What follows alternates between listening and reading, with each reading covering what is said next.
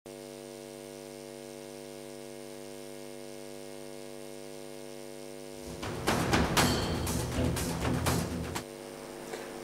থেকেই মানুষ আসে, বিরুদ্ধতার ভিড় বাড়ায়, তুমিও মানুষ আমিও মানুষ, তফাৎ শুধু শির দাঁড়ায়।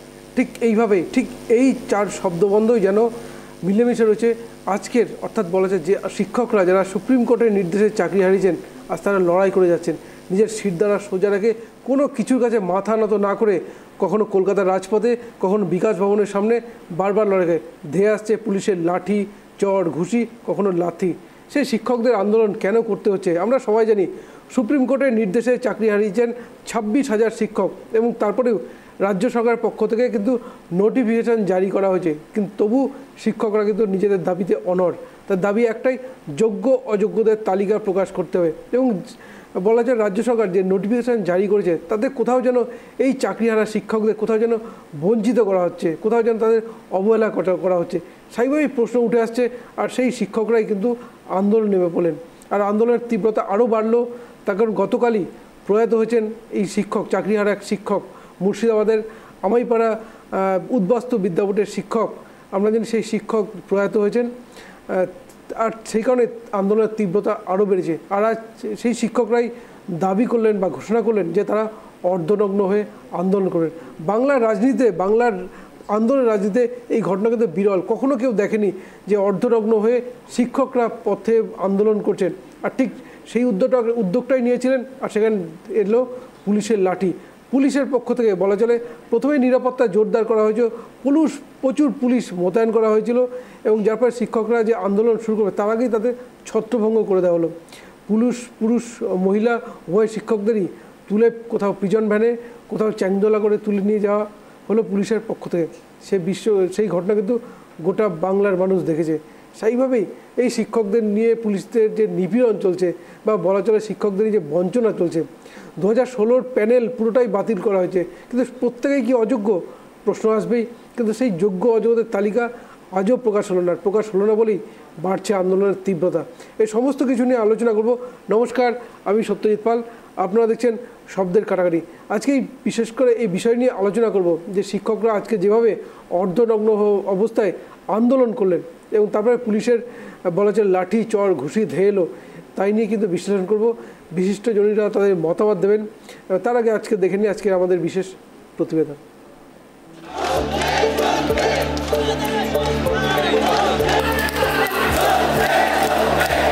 গত এপ্রিলে সুপ্রিম কোর্টের রায়ে 2016 সালের শিক্ষক নিয়োগের প্যানেলটি বাতিল হয়েছে। যোগ্য অযোগ্য বিচারে সেই সংখ্যা প্রায় 26,000। নতুন করে তাদের নিয়োগের জন্য পদ্ধতি মেনে বিজ্ঞপ্তি জারি করতে চলেছে রাজ্য সরকার। কিন্তু যোগ্য শিক্ষকদের বক্তব্য, তারা একবার পরীক্ষায় নিজের যোগ্যতা প্রমাণ করেছেন, চাকরি ফিরে পেতে আর কোনো পরীক্ষায় বসতে রাজি নন তারা। এদিকে সুপ্রিম নির্দেশ মেনে মুখ্যমন্ত্রীও জানিয়ে দিয়েছেন আন্দোলনে লাভ নেই, পরীক্ষা দিয়েই ফের চাকরি পেতে হবে। কিন্তু নিজেদের দাবিতে অনড় চাকরিহারারা। বৃহস্পতিবার যোগ্য শিক্ষক শিক্ষিকা অধিকার মঞ্চের প্রতিনিধি চিন্ময় মণ্ডল জানিয়েছিলেন শুক্রবারের মহামিছিলের কথা। সেই মতো এদিন বেলা 11টা থেকে শিয়ালদহ স্টেশন চত্বরে জমায়েত শুরু হয়।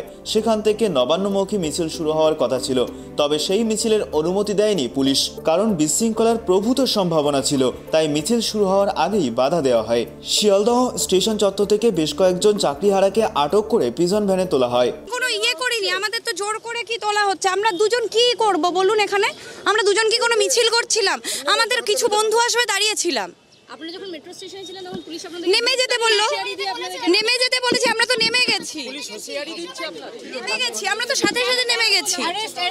আমাদের আপনাদের কি মনে হচ্ছে এখানে এই দুজন মেয়েকে এই দুজন মিছিলকে, এই দুজন আমরা মিছিল করে অশান্তি করব মনে হচ্ছে আপনাদের? কোনোই না, এটা তো স্বঘোষিত আগে থেকে ছিল। আর আমরা দুজন মেয়েকে তুলে কি বোঝাতে চাইলো? কি করব? আমাদের দুজনে কি মিছিল করছিলাম, এত ভয় লাগছে, এত আমরা জানি না আমাদের কোথায় নিয়ে যাওয়া হচ্ছে, আমাদের জোর করে তোলা হয়েছে। হ্যাঁ, এটা আমাদের জোর করে তোলা হয়েছে, বিরুদ্ধে আমাদেরকে তোলা হয়েছে, এবং এটা কিচ্ছু, এটা আন্দোলনকে প্রতিহত করার চেষ্টা। আন্দোলন প্রতিহত হবে না, কোনো মতে হবে না, প্রতিহত হবে না, আমরা শান্তিপূর্ণ। পুলিশের অতি সক্রিয়তার অভিযোগে সরব চাকরিহারারা। তাদের দাবি, পুলিশ বহু নিরীহ যাত্রীকেও অযথা আন্দোলনকারী ভেবে ভুল করছে, যাকে পারছে তাকে পাকড়াও করছে। ধরপাকড়ে আহত হন এক চাকরিহারা আন্দোলনকারী শিক্ষিকা। এখানে পুলিশে টেনেছিল, পড়ে গেলাম, আমি জানি না আমার জুতো কোথায় ম্যাডাম। আমি কোথাও যাব না, হ্যাঁ অবশ্যই চাকরি, আর আমি চাকরি হারিয়েছি। আমাদের একটা দাবি ছিল, আমরা মুখ্যমন্ত্রীর সঙ্গে দেখা করতে চাই এবং আমরা বহুদিন ধরে এই দাবিটা করছি, কিন্তু এই মুহূর্তে পুলিশ এখান থেকে টানতে টানতে নিয়ে গেছে, আমি পড়ে গেছি, আমার পায়ে লেগেছে। পুলিশের ভূমিকা তো প্রথম থেকেই দেখতে পাচ্ছি, শিয়ালদাহ থেকে ওখান থেকে বেরোতে যায়নি, যেখান থেকে পারছে তুলছে এবং তুলে এইভাবে টানতে টানতে নিয়ে যাচ্ছে, যেখান থেকে শুনছেন না।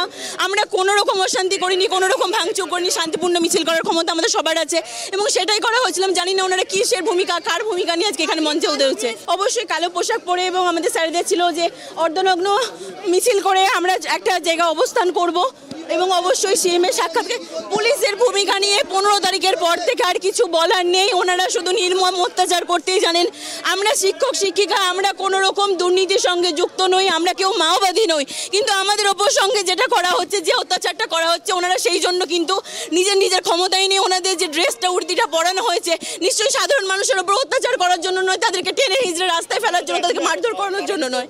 কোনো কারণ ছাড়া বারবার জিজ্ঞাসা করা হচ্ছে, শুধু একটাই পরিচয় জানতে চাইছে, আপনারা টিচার কিনা। কেন টিচার হয়েছি বলে কি আমরা কি অন্যায় করে ফেলেছি? একটা পরিচয় ওনারা জানতে চাইছেন, আপনারা টিচার কিনা, এবং বারবার বলা হচ্ছে যদি টিচার হয়ে থাকেন তাহলে এই রাস্তায় আসবেন না, আপনারা যেখান থেকে এসেছেন সেখানে ফেরত যান। সেটা বাথরুম থেকে শুরু করে যেখান থেকে শুরু করে, কেন আমরা রাস্তায় হাঁটতে পারি না, রাস্তায় বলতে পারি না? আমাদের কি সেই ক্ষমতাটাও কেড়ে নেওয়া হয়েছে? আমি দেখলাম উনি স্টাইল বাজারের সামনে সম্ভবত ছিলেন, ওনার পায়ে একটা ইনজুরি হয়েছিল। আমি নিজে ওনাকে কিন্তু নিজে হাতে করে নিয়ে কর্মা অ্যাম্বুলেন্স যেটা আমাদের থাকে ওটাতে তুলেছি। উনি মেডিকেল কলেজে আছে, ওনাকে এখন ওপিডিতে সম্ভবত ডাক্তারবাবুরা দেখছেন। এক্স্যাক্টলি কি হয়েছে ওখান থেকে আমরা জানতে পারলে আমরা শেয়ার করব। শুরুতেই যেই ছবি উঠে এসেছিল শিয়ালদাতে, সেখানে কিন্তু পুলিশ ছত্রভঙ্গ করে দেয়।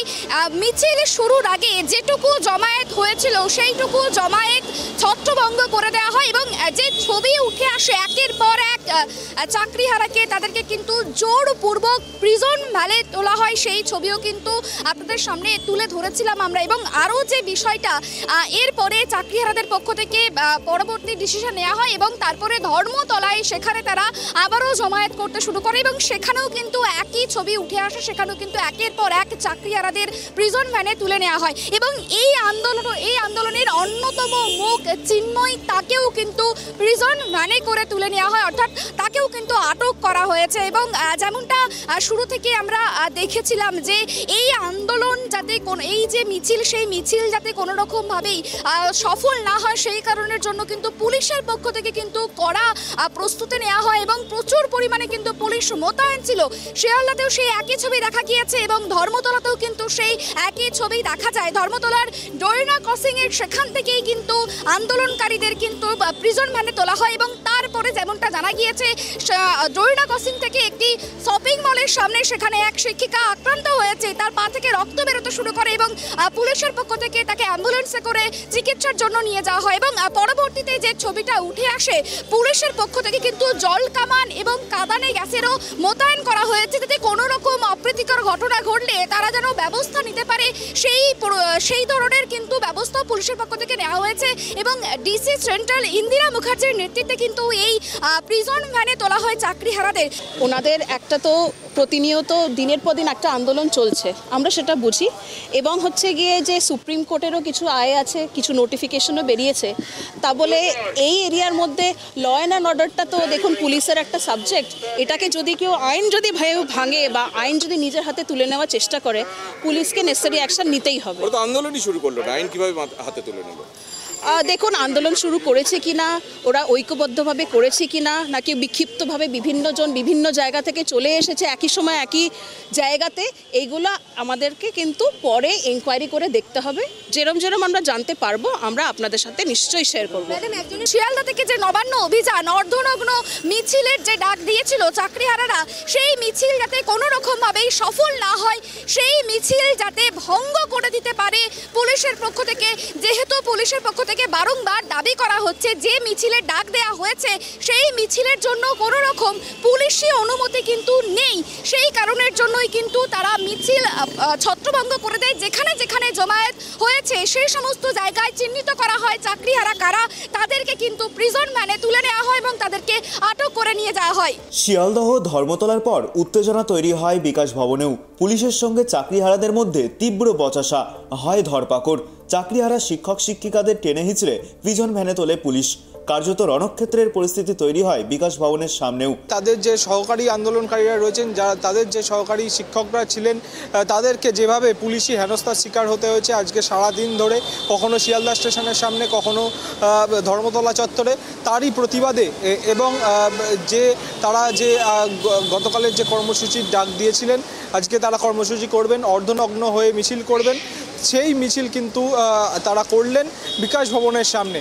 তারা অর্ধনগ্ন হয়ে হাতে জাতীয় পতাকা নিয়ে এবং যাদের আজকে পুলিশি হেনস্থার শিকার হতে হয়েছে যে শিক্ষক শিক্ষিকাদের, তারই প্রতিবাদে কিন্তু এই বিকাশ ভবনের সামনে তারা মিছিল শুরু করেন এবং মিছিল শুরু হতেই পুলিশ তাদের বাধা দেয় এবং আমরা দেখতে পাই যে ডিসি বিধাননগর আনিস সরকারের নেতৃত্বে প্রচুর পুলিশ বাহিনী, র্যাফের আধিকারিকরা, পুলিশ কর্তারা এবং তারা কিন্তু মিছিল তাদেরকে এগিয়ে যেতে বাধা দেয় এবং তাদেরকে কিন্তু টেনে হিজড়ে প্রিজন ভ্যানে তোলা হয় এবং সেই ছবিটাই কিন্তু আবারও দেখা গেল শিয়ালদহ স্টেশন চত্বর এবং ধর্মতলা চত্বর, তার পরে কিন্তু দেখা গেল এই সল্টলেক চত্বরে।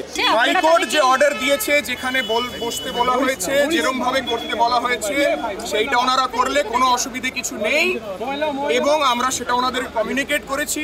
কিন্তু কোনো রকম যদি পাবলিক নুইসেন্স ক্রিয়েট করা হয়, অর্ধনগ্ন হওয়ার চেষ্টা করা হয় বিকাশ ভবনের সামনে বা কোনো মিছিল করে, সেটা পুলিশ প্রশাসন অ্যাকসেপ্ট করবে না, অ্যালাউ করবে না।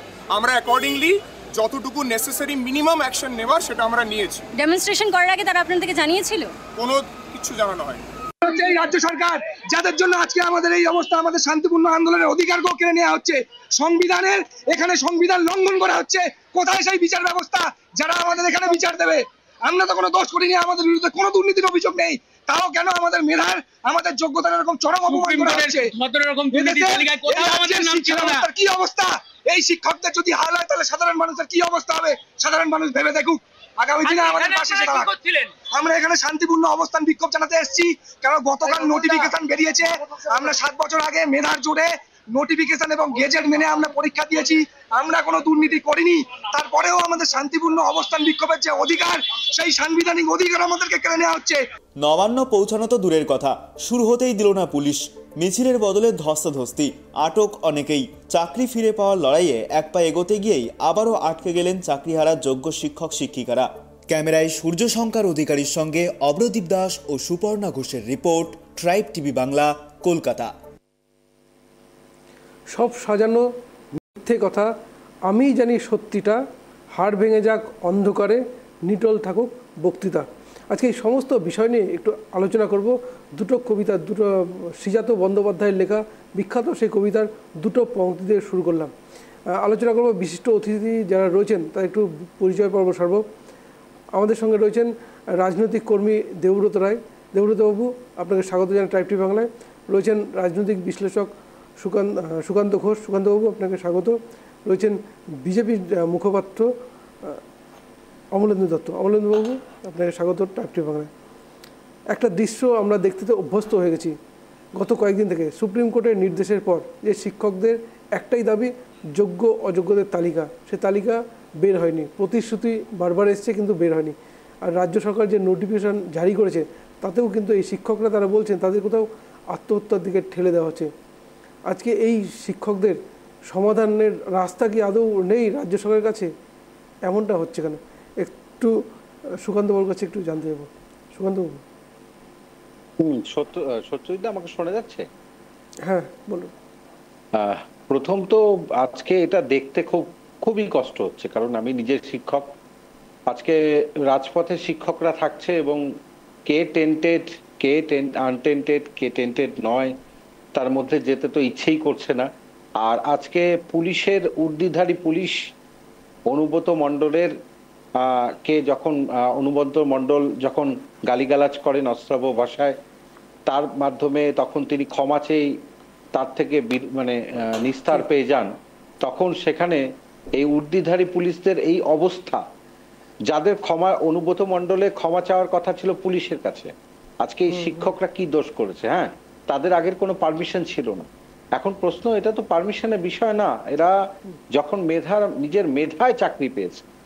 এবার সত্যজিৎদা, যেটা ঘটনা যে আজকে যেটা হচ্ছে সেটা হচ্ছে বারবার যখন সিঙ্গেল বেঞ্চ, ডিভিশনাল বেঞ্চ বারবার চাইছিল যে এই সেগ্রিগেটেড লিস্ট কারা টেন্টেড কারা আনটেন্টেড, কিন্তু সেই লিস্ট কিন্তু এসএসসি দেয়নি, দিতে পারেনি।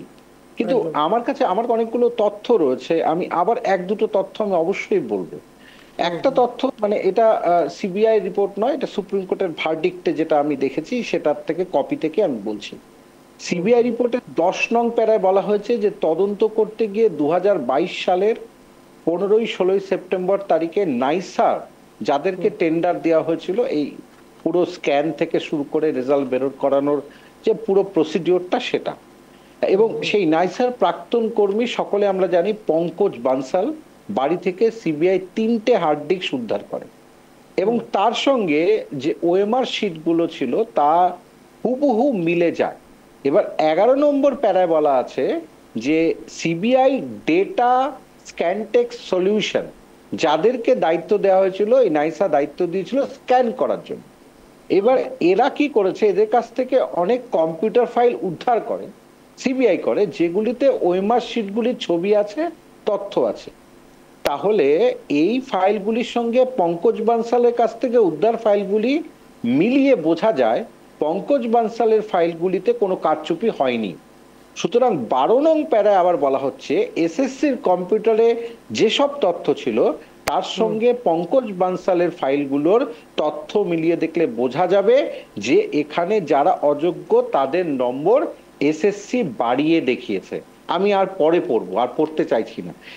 এই যে একটা ইনস্টিটিউশনাল ক্রাইম বা দুর্নীতি, তার পুরোটাই ক্যান্সার, এবং সেখান থেকে পরিত্রাণের একটাই পদ্ধতি ছিল, যদি রাজ্য সরকার রিভিউ পিটিশনের কথা বলেছে, আমি না করছি, কিন্তু উচ্চশিক্ষা দপ্তর, SSC board, higher education department সব মিলিয়ে আমি বলছি, সিবিআই, প্রত্যেকের তথ্য মিলিয়ে এই যে যারা আজকে কষ্টটা পাচ্ছে, কারণ দেখুন সত্যজিৎ দা, ধরুন আজকে আপনি মাধ্যমিক কবে দিয়েছেন আমি জানি না, আমি যদি এখন মাধ্যমিকে বসে যাই আমি নিশ্চিত ওই ফল করতে পারবো না, নিশ্চিতভাবে পারবো না।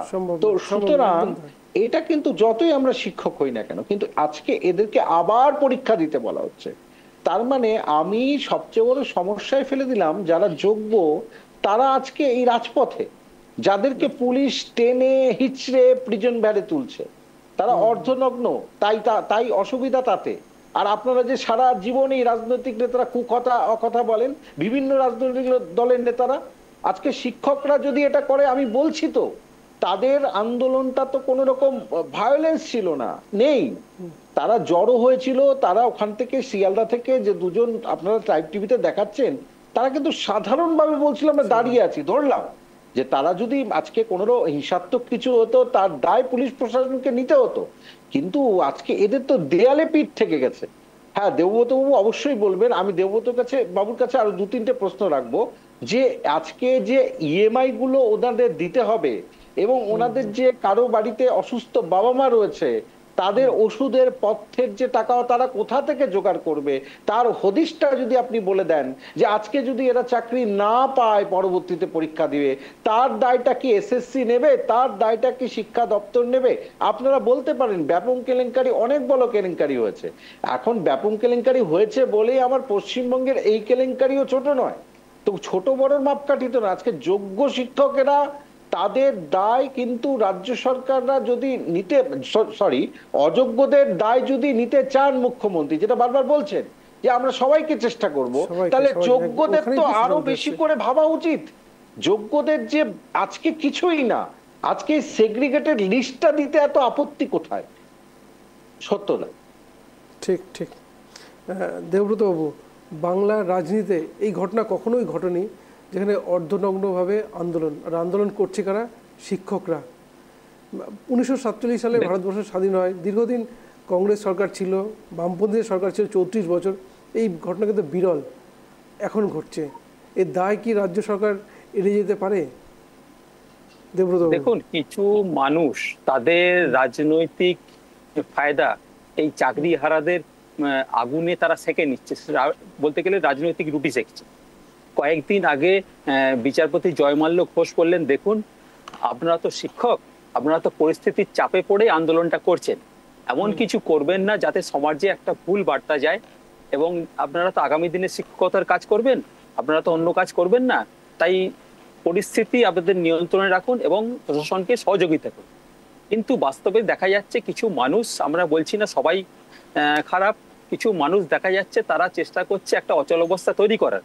অচল তৈরি করার বলতে মাননীয় বিচারপতি ঘোষ যেটা বললেন, দেখুন আপনারা আন্দোলন নিশ্চয়ই করবেন, একটা স্টেপ বাই স্টেপ কিছু মানুষ নিয়ে করুন, নির্দিষ্ট এরকম একটা বেঁধে দিন।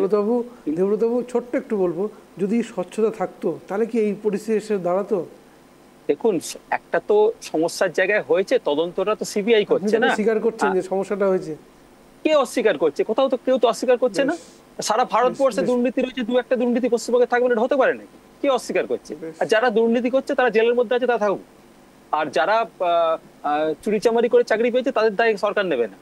আরেকটা যেটা বলছি, দেখুন এই পরিস্থিতি তৈরি করাটা কখনো ঠিক হয়নি। আর যেটা মাননীয় মুখ্যমন্ত্রী নির্দেশ দিচ্ছেন সব আদালতকে সামনে রেখেই করছেন। আদালত অবমাননা হয় এমন কোনো কথা বলেনি। যে নির্দেশগুলো আদালত দিচ্ছেন সেগুলোই ইমপ্লিমেন্ট সরকার করার চেষ্টা করছে। এবং যে পরীক্ষাটা নেওয়ার কথা বলা হচ্ছে সেখানে কার্যত মমতা বন্দ্যোপাধ্যায় একটা সিগন্যাল দিয়ে দিয়েছে, মানে ইঙ্গিতপূর্ণ বক্তব্য রেখেছেন, সেই ইঙ্গিতটা বুঝে নিতে হবে। এবং সরাসরি তো আইনকে বাঁচিয়ে কথা বলতে একটা কথা মুখ্যমন্ত্রী বললেন, তার মুখে আপনারা হয়তো বসিয়ে দিলেন, সেটা তারপর একটা মামলা হয়ে গেল। এখন কিছু মানুষ রয়েছে তারা মামলা করতে খুব ভালোবাসে, কিছু মানুষ রয়েছে তারা প্রকাশ্যে বলে আমরা চাকরি খেতে ভালোবাসি, আগামী দিনে আরো চাকরি খাবো। কিন্তু সরকার প্রতিটা পদক্ষেপে তারা চেষ্টা করছে প্রত্যেকের কাজ। এই এখন যেমন চাকরিহারারা বলছে সুপার নিউমেরিক পোস্ট ক্রিয়েট করে আমাদের ব্যাপারগুলো দেখাবো। সুপার নিউমেরিক পোস্ট সরকার 5,500 ক্রিয়েট করার চেষ্টা করছিল। কে স্বতঃপ্রণোদিত হয়ে সুপ্রিম কোর্টে মামলা করতে গেছিল? দেখুন তাদের নামগুলো বলুন। সরকার প্রতিটা পদক্ষেপে চেষ্টা করছে প্রত্যেকের যাতে কাজ থাকে এবং আগামী দিনে তারা ভালোভাবে তাদের জীবনযাত্রা যেতে পারে। এই যে বারে বারে বলছে না ক্যান্সার, পোলিও, জন্ডিস, বিভিন্ন রোগের নাম বলছে। দেখুন রোগগ্রস্ত তারা যারা চেষ্টা করছে সরকারের ওপর দিয়ে বিভিন্ন মামলা মোকদ্দমা করে যাতে তাদের কাজগুলো যাতে আটকে যায়, একটা অচল অবস্থা সৃষ্টি হয়। নিশ্চয়ই তো তারা কাজ করছে, তাদের খরচা রয়েছে, চিকিৎসা ব্যবস্থা রয়েছে, ইএমআই রয়েছে, এটা তো স্বাভাবিক, অস্বাভাবিক কিছু নেই। সরকার কিন্তু যে নির্দেশটা আদালত দিচ্ছে সেই নির্দেশটা আর এই যে অপশন যদি বলে, দুটো অপশন তো খোলা রয়েছে। একটা অপশন আবার নতুন করে নোটিফিকেশন করা, সেটা সরকার করেছে এবং বলছে আগামী দিনে আমরা রিট পিটিশন আমরা যাব, সেখানে যদি হয় সেখানেও বলছে না কিছু হবে না। আরে আদালতে কি হবে না হবে আপনারা বলার কি? আদালত তো সেটা ঠিক করে দেবে। আদালতে কোনটা হবে কোনটা হবে না আগে থেকে কিছু মানুষ জেনে যাচ্ছে, না এটা করলে এটা হবে না, এটা করলে সেইটা হবে না, তাদেরকে আরো খেপিয়ে। দেখুন এটা ভারতবর্ষ সভ্য দেশ, তারপরে পশ্চিমবঙ্গ ভারতবর্ষের অঙ্গ, এখানে নগ্নভাবে মিছিল করবে এটা তো কাম্য না। একটা সমাজ ব্যবস্থায় আমরা সুস্থ সমাজ ব্যবস্থায় রয়েছি, সেখানে যে শিক্ষক শিক্ষিকারা নগ্নভাবে মিছিল করে তাদের ছাত্রছাত্রীরাও তো রয়েছে। আগামী দিনে তারা তাদের কাছে কি বার্তা দেবেন? কিছু শিক্ষক শিক্ষিকা দেখছি তারা গিয়ে ধাক্কাধাক্কি করছে, গেট ভাঙচুরি করছে, একে ধাক্কা মারছে তাকে মাক্কা, যে পুলিশ আহত হচ্ছে, পুলিশ রক্তাক্ত হচ্ছে, কোথাও কেউ গিয়ে বলছে আমরা পেট্রোল দিয়ে জ্বালিয়ে দেবো। এগুলো কখনোই আমরা বলছি না যে সবাই খারাপ, কিছু মানুষ আছে, কিছু মানুষকে বিভিন্ন রাজনৈতিক মানুষেরা তাদের নিজস্ব ফায়দার জন্য তাদের উত্তক্ত করছেন। আমরা মনে করি শিক্ষকেরা আপনারা সঠিকটা বোঝার চেষ্টা করুন এবং সরকার যে প্রতিটা পদক্ষেপে তাদের পক্ষেই আছে, পক্ষেই কথা বলছে। এই দেখুন মাঝে মমতা বন্দ্যোপাধ্যায় একটা ভাতা ঘোষণা করার চেষ্টা করে, সেখানেও কিছু মানুষের সমস্যা। কেন দেওয়া হবে? ত্রিপুরায় যদি দেওয়া যেতে পারে এখানে কেন যেতে পারে? সুপার নিউমেরিক পোস্ট যদি আগেও পশ্চিমবঙ্গে তৈরি হয়েছে এখানে কেন করা যাবে না? সুপার নিউমেরিক পোস্ট অন্য রাজ্যেও করা হয়েছে, এটা তো নতুন ঘটনা না।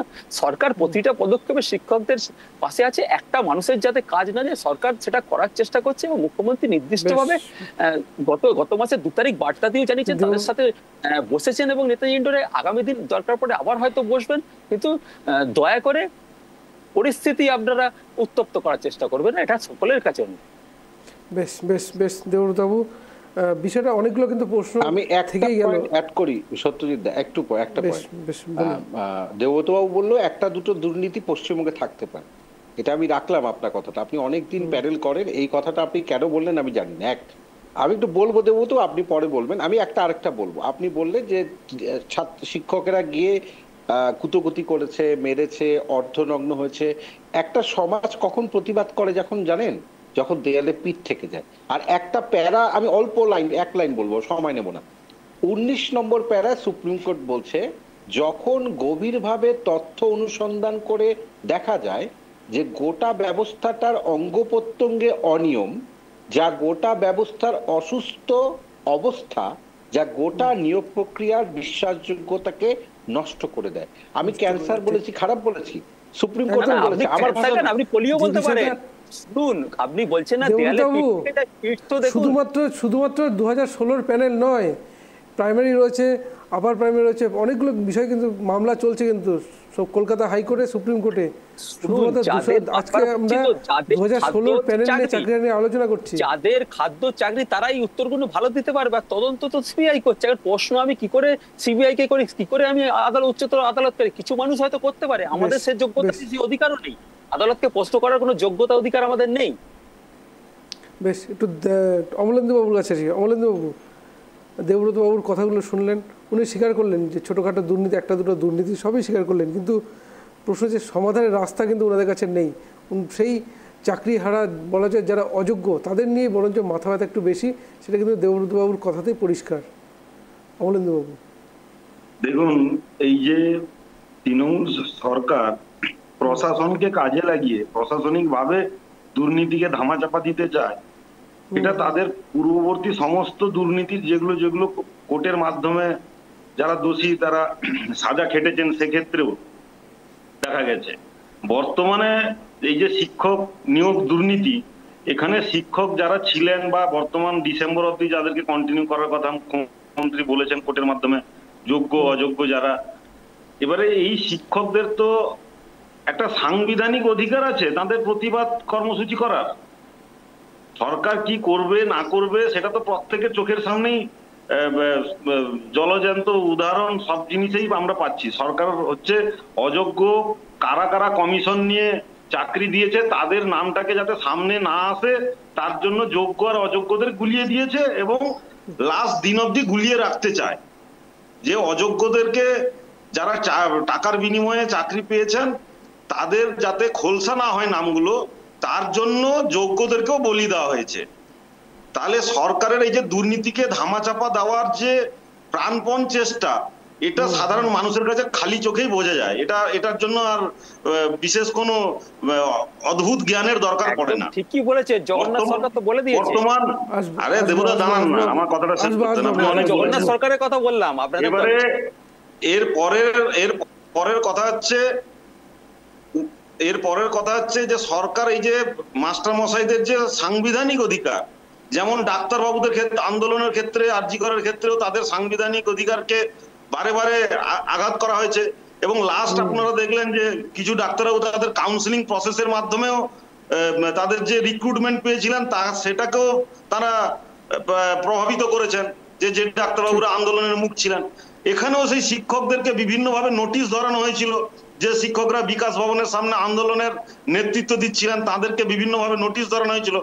আজকে সব থেকে বড় কথা, বিরোধী দলনেতা শিয়ালদা রেল স্টেশনে গিয়ে দেখিয়েছেন, আপনাদের বিভিন্ন সংবাদ মাধ্যমে আপনারা দেখিয়েছেন, পশ্চিমবঙ্গের বিরোধী দলনেতা দেখছেন যে Kolkata police Sealdah railway station হচ্ছে জিআরপির আন্ডারে অথবা জুরিডিকশন হচ্ছে আরপিএফ এর। তো তাদের রেলওয়ে জিআরপি পুলিশ নেই, আরপিএফ নেই, তাদেরকে ওভারটেক করে গিয়ে কলকাতা পুলিশ সশস্ত্র ভাবে বিভিন্ন যাত্রীরা যারা ট্রেন থেকে যাতায়াত করছেন, শিক্ষক কারা জিজ্ঞেস করে তাদেরকে টেনে হিঁচড়ে বের করে তাদেরকে আহত অবধি করেছে। এই যে সরকারি তন্ত্রকে কাজে লাগিয়ে সাংবিধানিক অধিকারকে মানুষের ক্ষুণ্ণ করা, এই শাসক যে স্বৈরতন্ত্রের চরম নিদর্শন দিচ্ছে তার আমরা প্রতিবাদ জানাই, এবং বিরোধী দলনেতা শিয়ালদা স্টেশনে গিয়ে নিজে প্রতিবাদ জানিয়েছেন। আপনারা ভাবুন, ধামাচাপা দেওয়ার যদি চেষ্টা করা হয়, সব জিনিসও ধামাচাপা দেওয়া যায় না, তাই নির্লজ্জতার যে উদাহরণ দিচ্ছে পশ্চিমবঙ্গ সরকার, আমরা রাজনৈতিকভাবে ভারতীয় জনতা পার্টি একে ধিক্কার জানাচ্ছি। সব থেকে বড় কথা, আপনারা যে যোগ্য অযোগ্যদের গুলিয়ে দিয়ে সমগ্র শিক্ষক সমাজকে কলুষিত করেছেন, তার জন্য মুখ্যমন্ত্রীর ক্ষমা চাওয়া দরকার। তিনি ক্ষমা না চেয়ে কি করছেন, তার যারা চোর, তার যারা পুলিশকে শাসানো ভাইপোরা, তাদেরকে তিনি এখনো মাথায় বসিয়ে রেখেছেন, যার জন্য অনুব্রত মণ্ডল গতকাল একটা থানার আইসিকে কিভাবে গালাগাল করেছে, যেটা টোটাল সংবাদ মাধ্যমে ঘুরে বেড়াচ্ছে আপনারা জানেন। একইভাবে যারা দুর্নীতি করছে তার ভাইপোরা, তাদেরকে মুখ্যমন্ত্রী এমন ভাবে তোলা দিয়ে যাচ্ছেন, খালি কেবলমাত্র ভোট লুট করে ভোটে জিততে হবে, বাস। উনাদের সব কথাই একটাই কথা, যে ভোট আসলে তো আমরা জিতে যাই, তাহলে আপনারা আমাদেরকে কেন দুর্নীতি করতে দেবেন না। তা এই যে মধ্যযুগীয় বর্বরতা, পশ্চিমবঙ্গে এখন মধ্যযুগীয় বর্বরতা চলছে। আমি যেহেতু ভোটে জিতি, আমি যা করব আপনাদেরকে তা মেনে নিতে হবে। এই যে শাসন, এই প্রশাসনকে আমরা ভারতীয় জনতা পার্টি তীব্র ধিক্কার জানাই। এই প্রশাসন আগামী দিনে চেঞ্জ হবে, সাধারণ মানুষ ঐক্যবদ্ধ হয়ে এই প্রশাসনকে চেঞ্জ করবেন। আর এই প্রশাসনের চেঞ্জ না অবধি আজ মুখ্যমন্ত্রী একবার ওই আমাদের শিক্ষক বন্ধুদের কাছে ক্ষমা চাওয়ার সাহস দেখাতে পারেননি। এর থেকে বড় লজ্জার পশ্চিমবঙ্গবাসীর কাছে কি হতে পারে? তার সরকার যেখানে উলঙ্গ হয়ে গেছে, সেখানে শিক্ষকরা যদি অর্ধনগ্ন হন, জামা খুলে যদি তারা প্রতিবাদ করেন, যেখানে আপনার পুরো সরকারটাই উলঙ্গ, পুরো সরকারটাই যাদেরকে আপনি অধিকার তো আপনাদের, সেখানে আপনারা তো একদম এক্সপ্রেসওয়েতে নগ্ন হন, সারা দেশ দেখছে তো বিজেপি কতটা যে নগ্ন। হ্যাঁ একদম আসবো। সুস্মিতা দি, 2026-এর বিধানসভা নির্বাচন কিন্তু খুব বেশি দেরি নেই, কিন্তু রাজ্য সরকার যে নোটিফিকেশান জারি করেছে, আমরা জানি না এই বিষয়ে মামলা হবে কি না, কিন্তু 26 বিধানসভা নির্বাচন আগে আদৌ কি এই রিক্রুটমেন্ট সম্ভব, যেই ডেটটা ওনারা রেখেছেন, নাকি এটা শুধুমাত্র 26 বিধানসভার বৈতরণী পার করার জন্যই এই বিজ্ঞপ্তি জারি করা হয়েছে? সুস্মিতা দি, দেখুন, এই রাজ্য সরকারের বিচারিতা এমন একটা জায়গায় গিয়ে পৌঁছেছে না, এই বিচারিতার সম্বন্ধে বলতে গেলে মানে বিশাল একটা ইতিহাস বলা যায়। শুধু আমি একটা কথাই বলবো এই ইতিহাস সম্বন্ধে আলোচনা করতে গিয়ে, যে কোর্টের আদেশ যে আগে ভায়োলেট করেনি রাজ্য সরকার তা তো না, এবং সেই আদেশকে চ্যালেঞ্জ করে তারা হায়ার বেঞ্চে গেছে, লোয়ার বেঞ্চে গেছে, লোয়ার বেঞ্চ থেকে হায়ার বেঞ্চে গেছে, হায়ার বেঞ্চ থেকে সুপ্রিম কোর্টে গেছে, বিভিন্ন জায়গায় তারা কেস লড়েছে। এবং যে কথাটা বারংবারই চাকরিহারাদের মুখে উঠে আসছে, যে রিভিউ পিটিশনের কথা, সরকার অবশ্যই রিভিউ পিটিশনের জায়গায় যেতে পারে, কিন্তু এই জায়গাটা হচ্ছে সবচেয়ে বড় জায়গাটা হচ্ছে reason. What is the reason behind it? এই ঘটনাটা ঘটার কারণটা একটাই কারণ, এই রাজ্য সরকারের অপদার্থতা, যে এই রাজ্য সরকার ওয়েমার্সিকে মিরার ইমেজ গুলো তুলে দিতে পারেনি, মানে কোর্টের সামনে তুলে হতে পারেনি। তার কারণ তারা জানে এই চাল আর কাকুর আলাদা করতে গিয়ে মিলেমিশে সব একাকার হয়ে যাবে, এবং দুর্নীতির গন্ধ, আরো পচা গন্ধ আরো ভীষণ ভাবে বেরিয়ে আসবে। আগামী দিনে আরো 32,000-এর গন্ধ বেরোবে। দেখুন, প্রাইমারিতে আরো বিরাট বড় ঘটনা ঘটতে চলেছে। এবং সবচেয়ে বড় কথা হচ্ছে এই যে আজকে 26 হারাচ্ছে চাকরি হারা যারা, তারা তাদের মা বাবার ওষুধ কিনতে পারছে না, সংসার চালাতে পারছে না, কেউ বিবাহ করেছে, কেউ ফ্ল্যাটে ইএমআই তে ফ্ল্যাট কিনেছে, বিভিন্ন রকম সমস্যা। একটা চাকরি পেয়ে তার সেট আপ এবং তার চাকরি চলে যাওয়াটা আজকালকার দিনে, এবং একটা সরকারি চাকরি, সেটা অবশ্যই খুবই দুঃখজনক।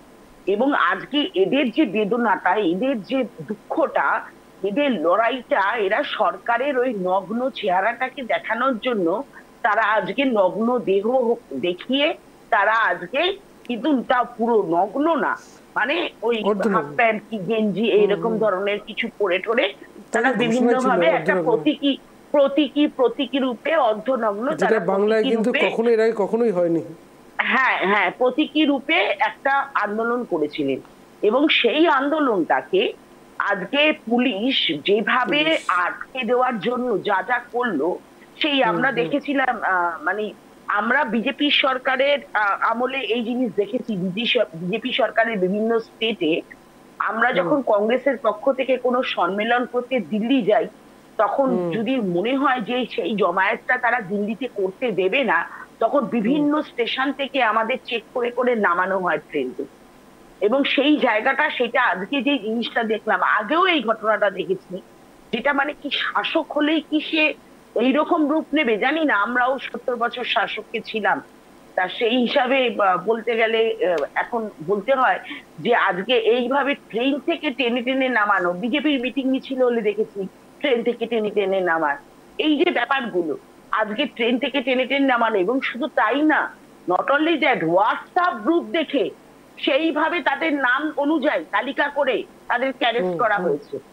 এবং সবচেয়ে বড় কথা হচ্ছে, যেইভাবে আজকে টানা হেঁচড়া করে, যেইভাবে মানে লাথি মারা হয়েছিল শিক্ষককে, সুস্মিতা দি। হ্যাঁ হ্যাঁ বাংলার আমি মানুষ বলছি দেখেছে। তো কসবার শিক্ষকদের লাথি মারা হয়েছিল এবং সেখানে পুলিশ লাঠিচার্জ করছে, চ্যাংদোলা করে তুলে নিয়ে যাচ্ছে।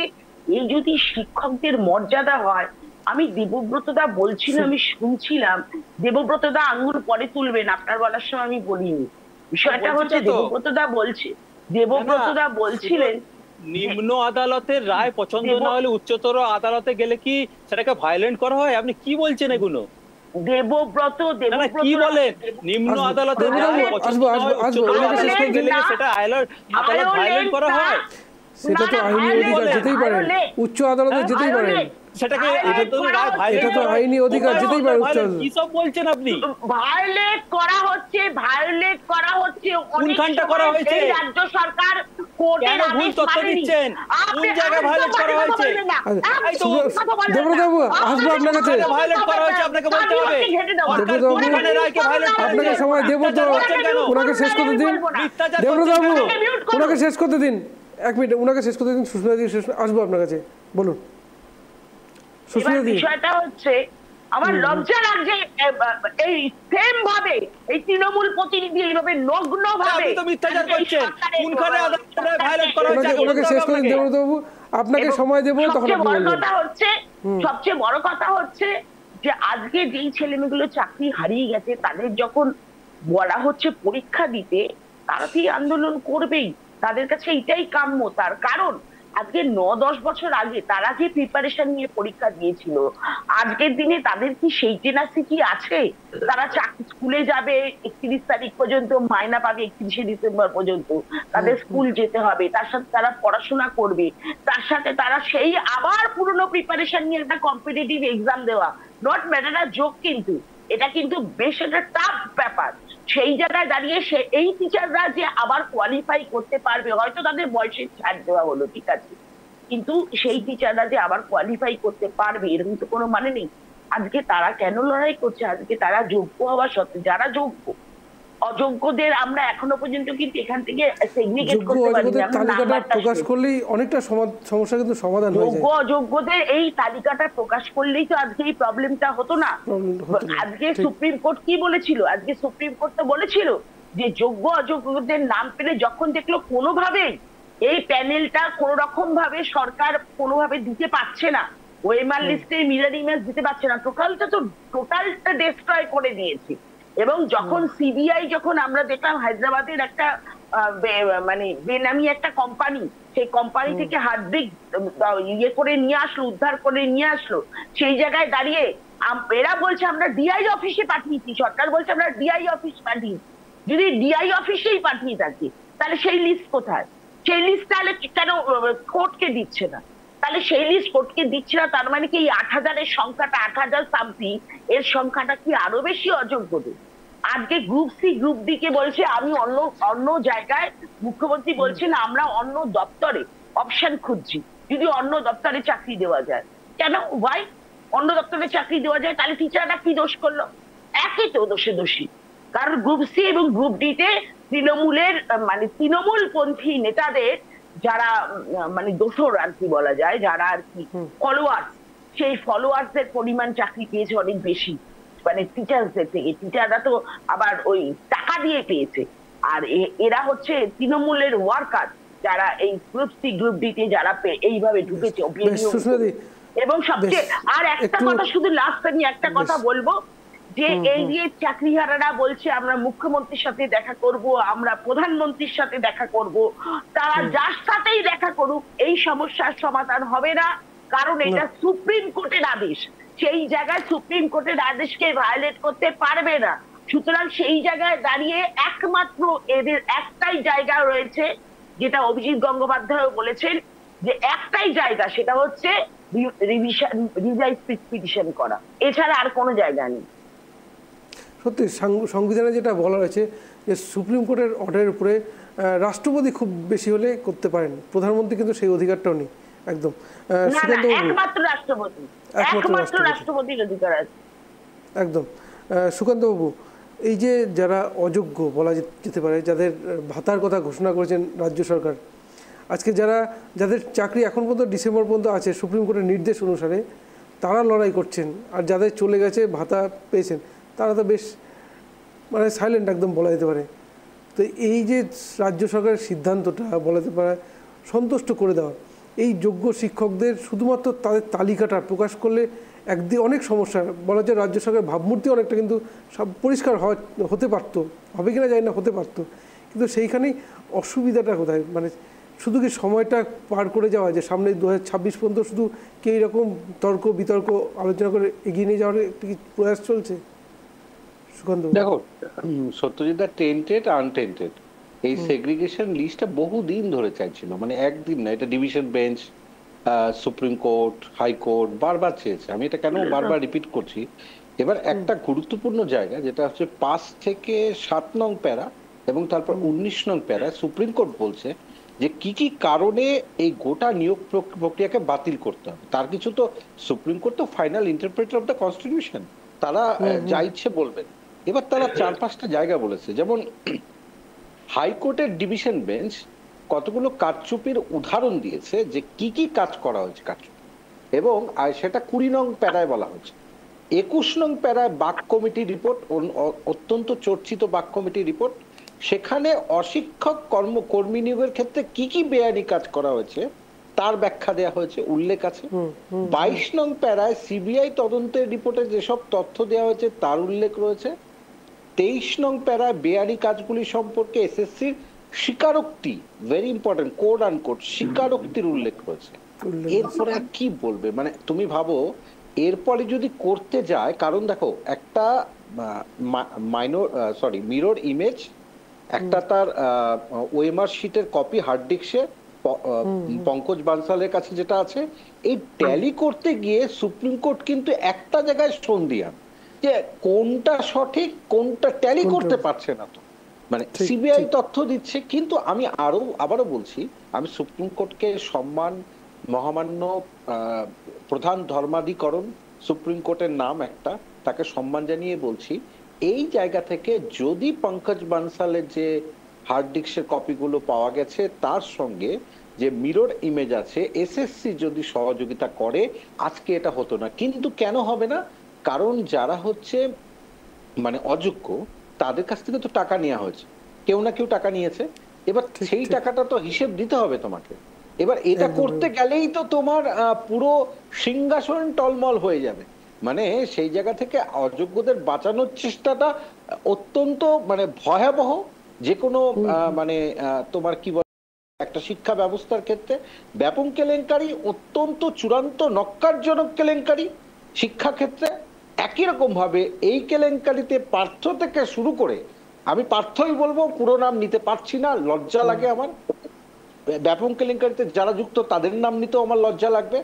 তাহলে আজকে এদেরকে তো, যেটা দেবব্রত বাবু বলছিলেন যে ইশারা দিয়েছেন মুখ্যমন্ত্রী, এবার এরকম ইশারা তো বহুবার উনি দিতেই পারেন, কিন্তু এরা তো কোনো দোষ করেনি দেবব্রত বাবু, এদের হয়ে তো বলার কি আছে? সুপ্রিম কোর্ট বলবে। এবার সুপ্রিম নির্দেশ যখন দিয়েছে তখন আপনারা ভাতা কেন দেবেন? আমার প্রশ্ন এটা। আপনারা সুপ্রিম কোর্টের অর্ডার তো মেনে চলছেন, তাহলে আপনারা ভাতা দিয়ে কি করছেন?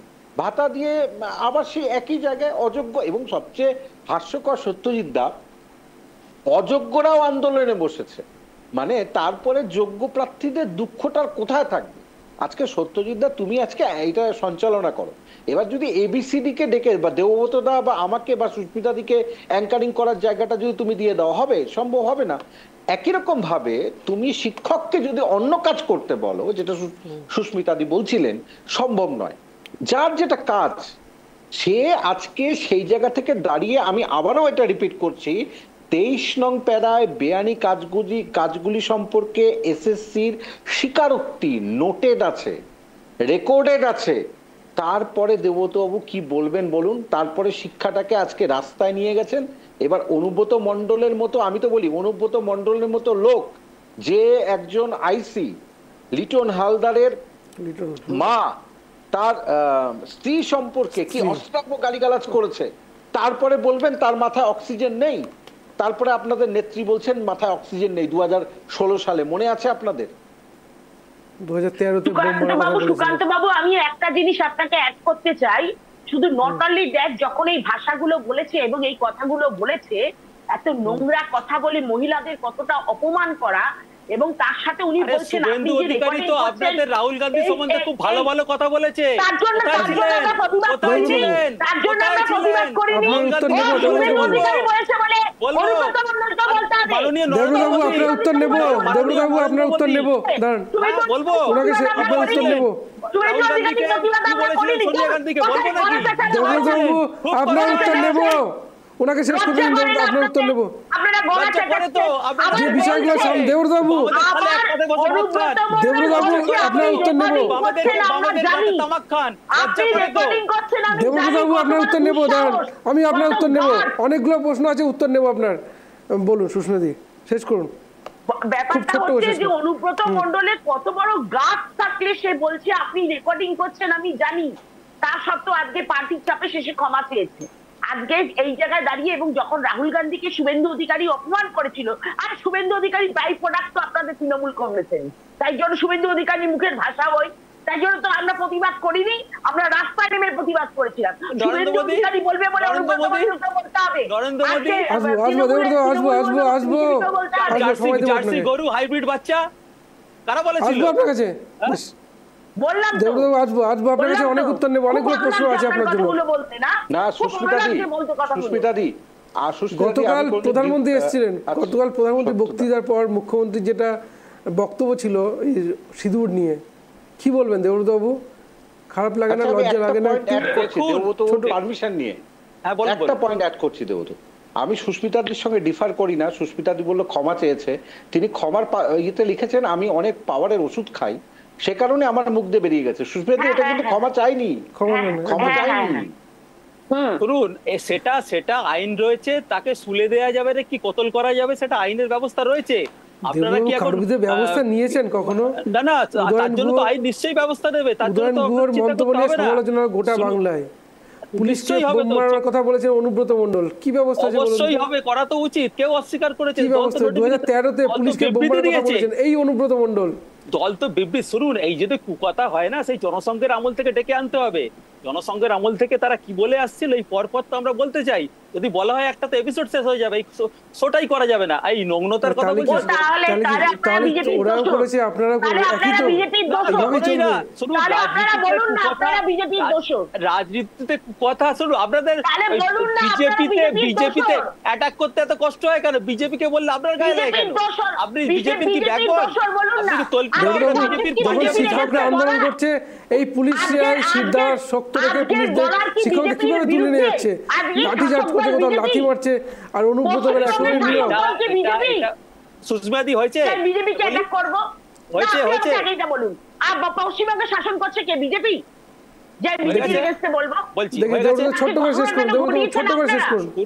শুনুন, পশ্চিমবঙ্গে গণতন্ত্র রয়েছে বলে মমতা বন্দ্যোপাধ্যায় পুলিশ পাঠিয়েছেন। এইটা বাম আমল হতো, হারমাদরা কি পাঠাতো? ওই হারমাদদের ডাকতো, একটা কই মাছ দিয়ে গলার মধ্যে ভরে দিত, নয়তো ওই আনন্দ মার্গীদের মতো ওই বিজন সেতুর উপর পুড়িয়ে মারতো। শুনুন, আমরা দেখেছি কারোর হয়তো নুলোটা কেটে নিত। আমি তো দীর্ঘদিন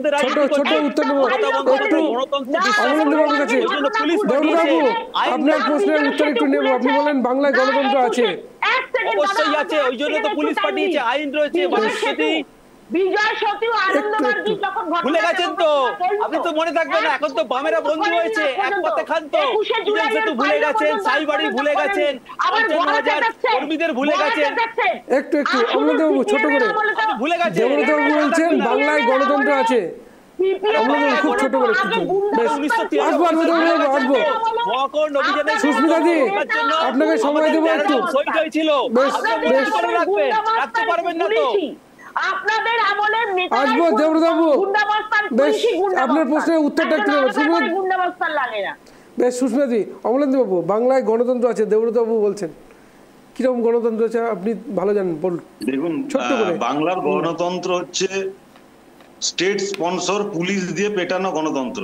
আজকে আপনারা ভাবুন, আজকে যে পুলিশকে দিয়ে শিক্ষকরা শিক্ষিত হন বা শিক্ষকরা পড়ানোর পরে যে পুলিশ চাকরি পায়, পুলিশের চাকরি করার আগে তারা তো যে কোনো শিক্ষকের কাছ থেকে পড়াশোনা করেছে, সেই শিক্ষকের পেটেও লাথি মেরেছে এর আগে।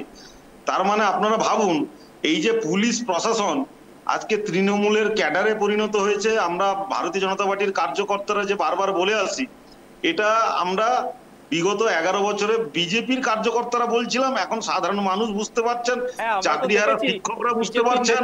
আরে দাঁড়ান না, অনেক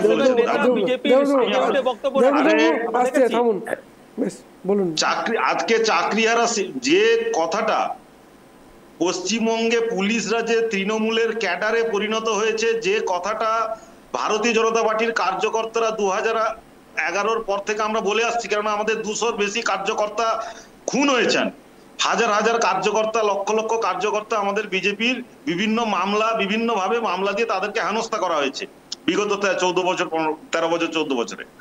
আর আজকে সেটা চাকরিহারা শিক্ষকরা বুঝতে পারছেন, সমাজের ডাক্তাররা যখন আরজিকর ঘটনার পরে রাস্তায় নেমেছিলেন, সাধারণ মানুষরা বুঝতে পেরেছেন। এখন কথা হচ্ছে, আজকে এই যে পুলিশ প্রশাসন কিছু ক্ষেত্রে যখন অনুব্রত একটা থানার আইসিকে এইভাবে গালাগাল করে, পুলিশ তার উপরে চড়াও হতে পারে না। যখন তৃণমূলের নেতারা থানায় ঢুকে গিয়ে ভাঙচুর করে, পুলিশ তখন চোখ বন্ধ করে থাকে। অথচ সেই পুলিশ আজকে কি করছে, শিয়ালদা স্টেশনের ভেতরে ঢুকে গিয়ে তাদের জুরিডিকশনের বাইরে গিয়েও তারা কি করছে, ট্রেন থেকে সাধারণ আমাদের শিক্ষিত ভাই বোনেরা যারা শিক্ষক, তাদেরকে ট্রেনে হিঁচড়ে বের করে আনছে প্রিজন ভ্যানে তুলে। আমরা একদম শেষ মুহূর্তে চলে এসেছি, আমরা একদম শেষ মুহূর্তে চলে এসেছি। যখন কিছু লুকোতে চায়, এই শাসক পশ্চিমবঙ্গে কাকে লুকোতে চায়? শুভেন্দু অধিকারী, ও তো আপনার শাসকের কাছে আর কিছু লোকানো নেই, কেন তারা যে চোর। দেবব্রত বাবু আজকে একদম শেষ মুহূর্তে চলে এসেছি আমরা। পশ্চিমবঙ্গের শাসক যে শিক্ষাকে চুরি করেছে, পশ্চিমবঙ্গের শাসক যে স্বাস্থ্যক্ষেত্রে চুরি করেছে, পশ্চিমবঙ্গের শাসক যে সর্বক্ষেত্রে দুর্নীতি করেছে, সেটা সাধারণ মানুষের কাছে আর লুকোনোর কিছু নেই। একটু থামবো, দুজনকে একটু থামতে বলবো, আমরা একদম শেষ মুহূর্তে চলে এসেছি। আমাদের হাতের সময় একদম শেষ। পুলিশকে কাজে লাগিয়ে সাধারণ মানুষের মুখ বন্ধ দেবব্রতবাবু আপনার সাউন্ড বন্ধ করতে বাধ্য হবেন। এই সরকারের পরিবর্তনের সাথে সাথে আগামী দিনে সাধারণ মানুষকে দায়িত্ব নিতে হবে। এই সরকারের পরিবর্তনের মাধ্যমে একমাত্র। এবার থামাবো একটু আপনাকে। দেবব্রতবাবু, আজকের যে সমস্যাটা হয়েছে শিক্ষকদের ক্ষেত্রে পুলিশের লাঠি, আর অনুব্রতের ক্ষেত্রে বলা যায় কি বলবো, বলার ভাষা নেই। এই শিক্ষকদের সমাধানটা কোথায়? 1 মিনিটে আপনার কাছে উত্তর নেব। সরকার প্রতিটা পদক্ষেপে শিক্ষকদের পাশে চেয়েছে। সরকার চায় না একটা মানুষ কর্মহীন হোক, সেটা একটা হকার হতে পারে, কেউ হতে পারে, যারা বছরে 2 কোটি চাকরির স্বপ্ন দেখেছিল, 11 বছরে 22 কোটি চাকরি হয়, সেটা একটু শ্বেতপত্র প্রকাশ করুক। এটা ফাউতারায় মমতা ব্যানার্জির রাজত্বে 40% বেকারত্ব কমেছে, এটা বিজেপি স্বীকার করতে পারবে। আর সারা বিজেপি সারা ভারত জুড়ে অনেক দোকান রয়েছে, আর কোন দোকানে কি প্রোডাক্ট বিক্রি হচ্ছে, আর কোন দোকান কি কাজ করছে, মানুষ পুরো সারা ভারতবর্ষ চোখে দেখতে পাচ্ছে। আজ বিজেপিকে নতুন করে জ্ঞান দিতে হবে না। আর নগ্নতার দায়িত্ব তো বিজেপির, আর রাস্তার দায়িত্ব তো বিজেপি। রাস্তায় নগ্নতা করবে বিজেপি, সারা দেশ দেখবে। এর থেকে বেশি নগ্নতার বিজেপি দেখাতে পারেনি। ওই জন্য বলি, মুখটা বন্ধ করে রাখুন। মমতা ব্যানার্জি উন্নয়ন করছে, মানুষের পাশে আছে, দেখছে। আর কটা দিন ওয়েট করুন, আবার গণতন্ত্রের দরবারে মমতা ব্যানার্জি তার যোগ্যতা প্রমাণ করে আবার আসবেন, আবার উন্নয়ন উপভোগ করবেন। আর এনার্জি এত তাড়াতাড়ি নষ্ট করবেন না। আরো 5 বছর আপনাদের সাথে রয়েছে। মমতা ব্যানার্জিকে গালাগাল দিতে হবে, কুৎসা করতে হবে, একটু এনার্জি গুলো স্টোর করুন। বেশ বেশ, সুস্মিতা দি 1 মিনিট সময় দেবো আপনাকে, বলুন। এই চুপ করে থাকো, হীরক রাজার দেশে যা বলবে হ্যাঁ চুপ করে থাকুন। দেবব্রতটা বললো না, চুপ করে থাকুন, প্রতিবাদ করা যাবে না, প্রতিবাদ করলেই মুশকিল। বিষয়টা হচ্ছে জানেন তো, খুব দুঃখ সহকারে বলতে হচ্ছে, দেবব্রতটা চিৎকার করে আমাকে বলতে দিল না। সিপিআইএম এর টাইমে যেমন ওই আনন্দমার্গী, বিজয় সেতু, এই ঘটনা 21শে জুলাই যা ঘটনা হয়েছিল, তৃণমূল এসে বলেছিল সমস্ত নিষ্পত্তি করবে, একটা ফাইলও খোলেনি। খুব দুঃখজনক ভাবে সেটা বলতে হচ্ছে। এবং সবচেয়ে দুঃখজনক ভাবে বলতে হচ্ছে যে সিপিএম এর টাইমে যেমন গুন্ডামস্তান ছিল, এখন পুলিশ এবং তাদের নেতারা, তাদের কাউন্সিলররা, এমএলএ এমপিরা, তারা নিজেরাই কিন্তু গুন্ডামস্তানে পরিণত হয়েছে। তাই জন্য এই বাংলার মানুষের কাছে এটা খুব ভয়াবহ আর এই যে ভাতার রাজনীতি মানে মানে দোল দেওয়ার এই যে রাজনীতি, এই দোলের রাজনীতি কিন্তু খুব একটা মানে ইয়ে টানছে সমাজের বুকে, একটা প্রতিফলন টেনে নিয়ে যাচ্ছে। সেই জায়গায় দাঁড়িয়ে হয়তো দেবব্রতরা বাবু বলতে পারে, কারণ মমতা ব্যানার্জি কালকেই বলেছেন আপনারা কালকে ইলেকশন করুন, বুঝে যাবেন। তা যাই হোক, মানুষ ইলেকশনে জিতে আসলে সেটাই তার সবচেয়ে বড় জয় না, মানুষ কতটা মানুষের মনটাকে জয় করতে পারলো, কোন সরকারে কি কি প্রতিফলন রেখে গেল, সেটা সবচেয়ে বড় কথা। এই সরকারটা সবচেয়ে বড় প্রতিফলন রেখে গেল হচ্ছে চুরির প্রতিফলন। কতটা চুরি করা যায়, কতটা দুর্নীতি করা যায়, কতটা মানে সন্ত্রাস করা যায়। আর এই যে চাকরিহারা ছেলে মেয়েগুলো, আদৌ আমি আপনাদের সামনেই আজকে বলছি, মানে এখানে সব দর্শকদের সামনে আমরা খুব সন্দিহান আদৌ এরা চাকরিটা পাবে, কিন্তু এদের যে লড়াইটা জানাই। অমলেন্দু বাবু, রাজ্যের প্রধান বিরোধী দল হিসেবে আপনাদের দায়িত্ব অনেকটা বেশি, তো এইখানে বলা যেত রাজ্যের যে বর্তমান পরিস্থিতি, পুলিশ প্রশাসন বলুন, কি বলবেন? 1 মিনিট ছোট্ট করে বলুন। রাজ্যের প্রধান বিরোধী দল হিসাবে ভারতীয় জনতা পার্টি এই সামগ্রিক যে দুর্নীতি চলছে পশ্চিমবঙ্গ সরকারের, তার বিরুদ্ধে আমরা রাস্তা থেকে শুরু করে আদালতে থেকে শুরু করে সমস্ত জায়গায় বিভিন্ন ভাবে প্রতিবাদ করা হচ্ছে। আজকে আমরা সব থেকে বড় কথা, পুলিশ প্রশাসনের মধ্যেও কিছু মানুষ যারা সত্যিকারে পুলিশ আছেন, যারা তৃণমূলের বা অন্য কোনো দলের ক্যাডার হয়ে কাজ করেন না, তাদেরও বোঝা উচিত যে এই যে সরকার দুর্নীতিকে ঢাকতে গিয়ে তাদেরকে যে ক্যাডারে পরিণত করছে এবং ভোট লুট করার সময় থেকে শুরু করে সমস্ত কিছু দুর্নীতির ক্ষেত্রে পুলিশকে নির্লজ্জভাবে ব্যবহার করছে। পুলিশ প্রশাসনের মধ্যেও যারা শিক্ষিত আছেন, যাদের মধ্যে বিবেক আছে, যাদের ঘরের ভাই বোনেরাও হয়তো বা তাদের পরিচিতরা হয়তো আজকে রাস্তায় ওই শিক্ষকদের মধ্যে লুকিয়ে আছেন বা মানে আছেন, তাদেরকে বোঝা উচিত এবং তারা যদি নিরপেক্ষ হয়ে কাজ শুরু করেন, পুলিশ যদি সত্যিকারে পুলিশ হয়ে কাজ শুরু করে, এই সরকারের পশ্চিমবঙ্গের এই শাসকের বিসর্জন শুধু সময়ের অপেক্ষা।